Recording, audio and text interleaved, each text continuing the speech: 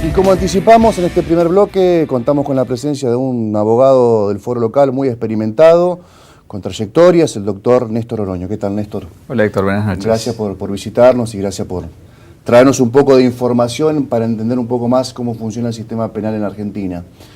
El caso Micaela obviamente ha removido a la sociedad, pero también ha removido o la modorra del Poder Judicial o la falencia del Poder Judicial.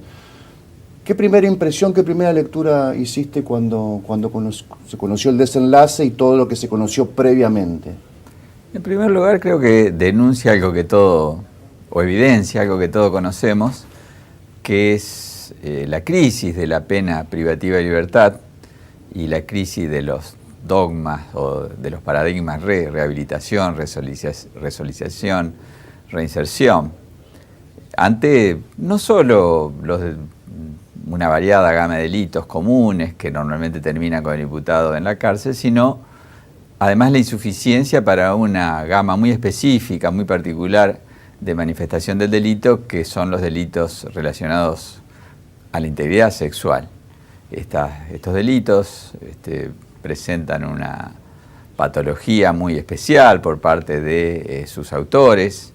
Hemos escuchado muchas opiniones médicas en los últimos días que hablan de que son sujetos en gran medida incorregibles, propensos a la repetición, técnicamente llamada reincidencia en este tipo de delitos, lo cual creo que nos debe llevar a pensar, a quienes tenemos algún tipo de responsabilidad con el derecho penal, a pensar en situaciones o alternativas superadoras de esta crisis de la pena privativa de libertad y de las cárceles en general. Ante este tipo de delitos creo que la pena resulta totalmente insuficiente y hay que pensar en otros dispositivos, otras respuestas por parte del derecho penal que tienen que ver con, en primer lugar, distintos parámetros para evaluar la conducta intracarcelaria de estos sujetos. Viene a colación recordar que el año pasado, tendrás presente, Héctor, que en noviembre en la provincia de Santa Fe se sancionó un decreto que generó cierta polémica, en donde el Poder Ejecutivo reglamentó la ley de ejecución de la pena privativa de libertad, y justamente con especial atención en el tratamiento para los ofensores sexuales. Y entre las pautas que tomó en cuenta ese decreto, emitido en noviembre del año pasado, el decreto 4127, firmado por nuestro gobernador, justamente prevé una evaluación especial más rigurosa para este tipo de condenados, bajándole el concepto en un grado por el solo hecho de haber cometido estos delitos, porque estas personas presentan una patología muy especial, muy profunda, y tienen en la cárcel un buen comportamiento, una buena conducta. La conducta juzga retrospectivamente, es decir, ex post, cómo se ha comportado en la cárcel, mientras que el concepto pretende operar prospectivamente, haciendo un pronóstico entonces de las posibilidades de reinserción social. Y es ahí donde la evaluación tiene que ser más severa, es la línea que sigue este decreto, que entre paréntesis fue declarado inconstitucional hace muy poquito. Sí, uno de sus artículos, que exactamente, por una jueza local. Pero no solo eso, sino en cuanto a lo que vos marcabas, ¿qué pasa? Las penas pueden ser duras, blandas, cortas, largas, pero algún día se terminan y estos sujetos tienen que volver a la vida en sociedad. ¿Qué pasa ese día, el día después de que son colocados, recuperan su situación de libertad? Y ahí creo que fallan también las políticas del Estado en general. Aquí no se trata de poner el acento únicamente en la acción del Poder Judicial, aunque obviamente está en el ojo de la tormenta y se debe evaluar de manera crítica lo que ha ocurrido en este caso particular, pero creo que compromete una acción más integral del Estado, lo que tiene que ver con el control, agotar las formas, los medios. Hay muchos dispositivos para controlar a las personas que egresan, para contenerlas y además someterlas, respetando su dignidad personal, porque ninguna condena nos va a quitar eso que es inmanente, inherente a todas las personas, que es nuestra dignidad, pero sí ajustando los controles y ajustando los dispositivos, aun cuando puedan llegar a ser, en alguna medida, lesionar la libertad de decisión. Y no estoy hablando de situaciones extremas, estoy pensando en países que están a la vanguardia en lo social, en lo jurídico, por ejemplo España, en donde existen programas de control severo y además programas de llamada castración química, es decir, la obligación en algunos casos, o en otros casos bajo la voluntad de esta persona de someterse a este tipo de tratamientos que inhiben esa pulsión tan destructiva que tienen. Te interrumpo por primera vez, hay como dos bibliotecas respecto a esto último que señalás, por lo menos que las que estuve viendo yo. Si le terminan inhibiendo la pulsión, digamos, del sometimiento, del goce a través del sometimiento, o esa pulsión, digamos, no se interrumpe jamás y si no se viola, digamos, de manera tradicional, se viola de otra manera. ¿Considerás que puede ser una alternativa? Digamos, en España has leído que en España ha funcionado. Sí, por ejemplo, Barcelona, que tiene estadísticas muy claras en este sentido, a través de esos tratamientos y contención intensiva postpenitenciaria, las estadísticas de Barcelona hablan de un 6% de reincidencia, es decir, un 94% que no estaría reincidiendo. Estadística inversa a la Argentina, en donde, si bien por lo que todos conocemos tenemos muchísimas carencias en materia estadística, se habla de reincidencia que van entre el 88 y el 95%. De los ofensores sexuales. De los ofensores sexuales, sí. Exactamente. Mientras que en Estados Unidos, el sistema de Estados Unidos es muy distinto al nuestro, por ahí parece muy primario, a la par del nuestro, pero quizás más efectivo. Este sistema llamado castración química es obligatorio, una vez al año deben someterse a este tratamiento y también se muestran resultados favorables, pero como vos bien marcabas, yo he escuchado estos días opiniones médicas en donde hablan de que son patologías irreversibles, pero bueno, lo cierto es que estas personas deben convivir en sociedad, en algún momento deben egresar de los establecimientos y creo que el Estado debe agotar todos los dispositivos que tiene a su alcance para tratar de proteger a quienes vivimos en sociedad. Néstor, ¿y no se da de bruces la idea de decir, bueno, pensemos por lo menos en un cumplimiento efectivo de la pena completa, en el mientras tanto, en la privación de la libertad, sometemos al reo a varios estudios, a la contención, seguimiento psiquiátrico? ¿No se da de bruces esa idea con la posibilidad de un juicio abreviado? Que se sabe que morigera la pena del imputado al hacerse cargo del delito que se le imputa. ¿No sería una contradicción del propio sistema esa? ¿Cómo lo ves? Sí, el juicio abreviado... es lo que pasó con el caso Micaela. De hecho, Wagner tenía una pena en un juicio abreviado, ¿no? Sí, el problema del juicio abreviado yo creo que no es la concepción en sí, porque además es una herramienta necesaria para que un sistema pueda funcionar.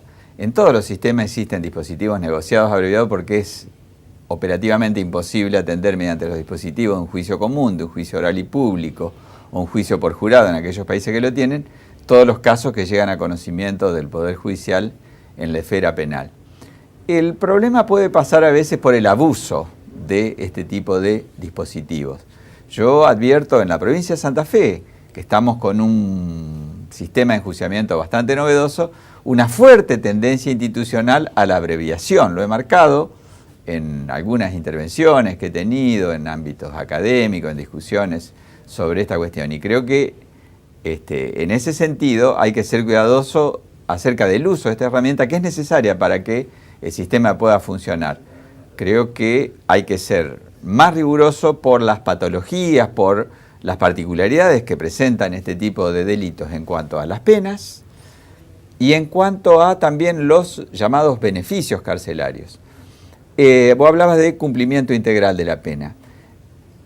Los ofensores sexuales tienen privada, coartado del beneficio de la libertad condicional solamente para uno de los delitos que es muy grave, que es el abuso sexual seguido de muerte, del artículo 124 del Código Penal. En los demás casos, no. Es decir, tienen los mismos beneficios que el resto de los condenados por otra gama de delitos que son socialmente menos ofensivos, menos graves. Yo creo que por ahí pasa uno de los ejes que habría que discutir racionalmente, no de manera emocional, como lamentablemente acostumbramos muchas veces en la Argentina cuando pasan los hechos, cuando una muerte nos apremia, cuando una muerte hace que reflexionemos o que pongamos la atención sobre este tema. Discutimos muchas veces de manera emocional y con una especie de pensamiento mágico, pensando que modificando la ley penal todo se va a solucionar. Y la ley penal, yo digo, siempre es una variable más dentro de un contexto mucho más amplio que denominamos política criminal, que compromete los esfuerzos de los distintos estamentos del Estado para abordar integralmente la problemática del delito, no anulándola porque eso es utópico, sino mineralizándola o tratándola de reducir a su mínima expresión. Y después, el cumplimiento de la pena privativa de libertad, creo que es una cuestión, como ya marcaba al principio, que todos sabemos que las cárceles lamentablemente nos reeducan, no sirven para la reinserción, no resocializan, al contrario, el efecto es totalmente inverso, socializan, deshumanizan. Exactamente, deshumanizan, y la pena privativa de libertad es un retroceso en la vida de cualquier persona. Bueno, hay que trabajar, alguna vez tenemos que dejar de declamar y empezar a trabajar en cosas concretas. El tratamiento carcelario es muy importante, inclusive en la ley 24.660 hay algunas normas de carácter muy general que darían pie a este tipo de trabajo que hay que empezar a hacer. Y el control postpenitenciario, en donde también hay graves falencias. Lo cierto es que cuando un condenado egresa de un establecimiento carcelario por cualquier motivo, sea por una salida transitoria, sea por salidas laborales o por libertad condicional, que es el máximo beneficio que puede obtener quien se encuentra cumpliendo una pena privativa de libertad, los controles prácticamente no existen, y es aquí donde hay que ajustarlo. Y sobre todo, ponderando todas las posibilidades que hoy tenemos al alcance. El monitoreo electrónico no es algo que veamos en las películas, es algo que lo podemos hacer.